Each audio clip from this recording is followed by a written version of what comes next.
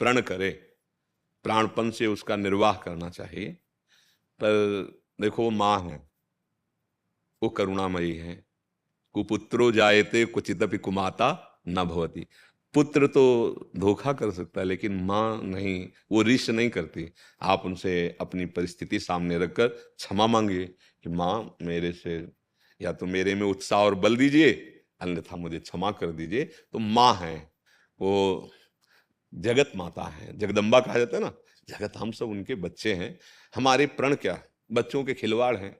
हम कोई भीष्म थोड़ी है कि प्रतिज्ञा कर ली तो फिर आजीवन, ये तो बहुत बड़े उपासक का प्रण होता है। आप लोग गृहस्थ में वैसे ऐसे प्रण ना करे, अगर करे तो फिर तत्काल उसकी पूर्णता में लग जाए।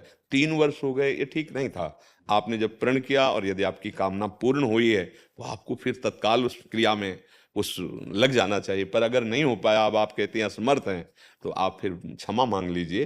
पक्का माँ है, जगदम्बा है, वो कृपालु हैं, वो कृपा करके क्षमा कर देंगी। अगर क्षमा याचना नहीं करेंगे तो ये ऋण है। जैसे हम आपको भोग लगा देंगे, हम ऐसा कर देंगे, हम ऐसा नहीं बोलना चाहिए। ये कोई हंसी मजाक नहीं प्रभु के सामने। और जो बोलो तो फिर उसको कर दो, अगर नहीं करते तो अपराध तो है ही। तो इसलिए हमें लगता है कि आप क्षमा मांग लीजिए। वो प्रेममयी हैं, जगदम्बा हैं, वो कृपा कर देंगी। प्रणादि नहीं करना चाहिए, ऐसा ऐसा भाव से व्यक्त करना चाहिए कि आपकी कृपा रही, शरीर में दम रहा तो हम दंडवती करते हुए आ जाएंगे। अगर आपने बल देंगी तो फिर, अब आपने अपने ममतावश तो कह लिया कि अगर पुत्र ठीक हो जाता है तो मैं दंडवती लगाऊं। अब अगर नहीं लगाती तो अपराध तो है ही ना। अब आप क्षमा मांग लीजिए, आपका शरीर कार्य नहीं करता तो क्षमा मांग लीजिए। वैसे ऐसे नहीं करने चाहिए, ऐसे प्रण नहीं करने चाहिए। जो बनेगा सो हो, उन्हीं की सेवा में है, माँ है, उन्हीं का तो सब वैभव है। जितना बने बन जाए, प्रण आदि नहीं करना चाहिए। इसीलिए कहते कामना करना हम लोगों का स्वभाव बन गया है, तो हम करेंगे किससे? प्रभु से ही करेंगे। पर छूट थोड़ी दे दे। अगर माँ को माँ मानती तो कहने की जरूरत नहीं थी।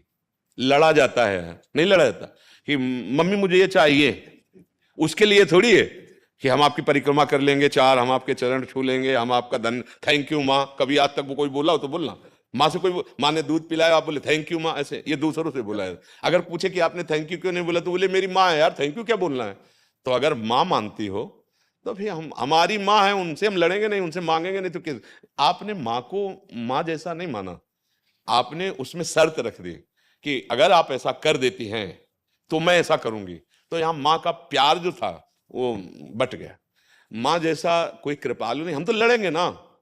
अरे अम्बा हो, जगदम्बा हो, मेरी माँ हो, और तो ऐसे ही जगदम्बा है, पिताजी है महादेव, अभी आप लक्ष्मी जी अम्बा है और भगवान श्री हरि पिता है।